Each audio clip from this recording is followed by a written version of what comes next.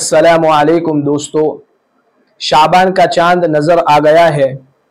اب شعبان کا مہینہ یہ شروع ہو چکا ہے، تو شعبان کے مہینے کے اندر ہمیں کیا کام کرنے ہیں اور وہ کون سے کام ہیں جو اللہ کے رسول صلی اللہ علیہ وسلم سے ثابت ہے، اور وہ کون سے کام ہیں جو ہمیں نہیں کرنے، وہ دونوں میں انشاءاللہ آپ حضرات کو بتاؤں گا کہ یہ کام کرنا اللہ کے رسول صلی اللہ علیہ وسلم سے ثابت ہے، اور وہ کون سے کام ہیں جو اللہ کے رسول صلی اللہ علیہ وسلم سے ثابت نہیں ہے۔ سب سے پہلے تو یہ بات یاد رکھیے کہ جب رجب کا چاند نظر آتا تو اللہ کے رسول صلی اللہ علیہ وسلم کا یہ معمول تھا کہ یہ دعا پڑھا کرتے تھے اور بارہا اس دعا کا ورد کیا کرتے تھے، اللہم بارک لنا فی رجب و شعبان وبلغنا رمضان۔ اے اللہ، رجب کے مہینے میں اور شعبان کے مہینے میں مجھے برکت عطا فرما اور رمضان کے مہینے تک مجھے پہنچا دے، تاکہ رمضان کے مہینے کی جو رحمتیں اور برکتیں خاص طور پر اللہ کی طرف سے بے انتہا ہوتی ہیں، ہم اس سے مستفیض ہوئے۔ اس لیے اس دعا کو بھی پڑھتے رہا کرے۔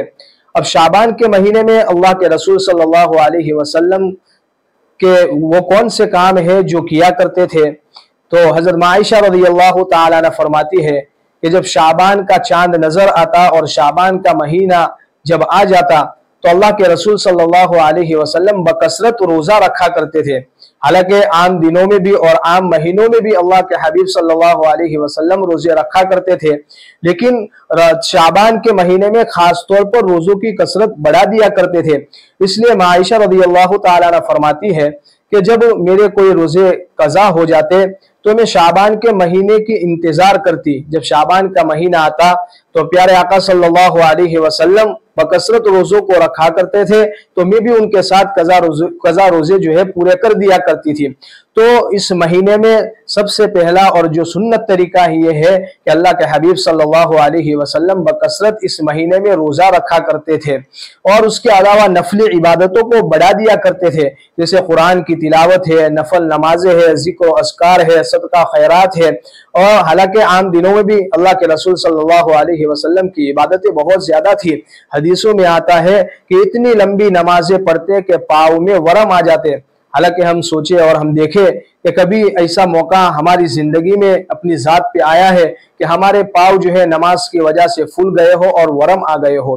تو یہ سنت طریقہ ہے، یہ سنت ہے، اور شعبان کے مہینے میں یہ ہمیں کرنا چاہیے۔ اور یہ شعبان کا مہینہ جو ہے یہ رمضان کا مقدمہ ہے، یعنی رمضان سے پہلے کی تیاری کے لیے آتا ہے۔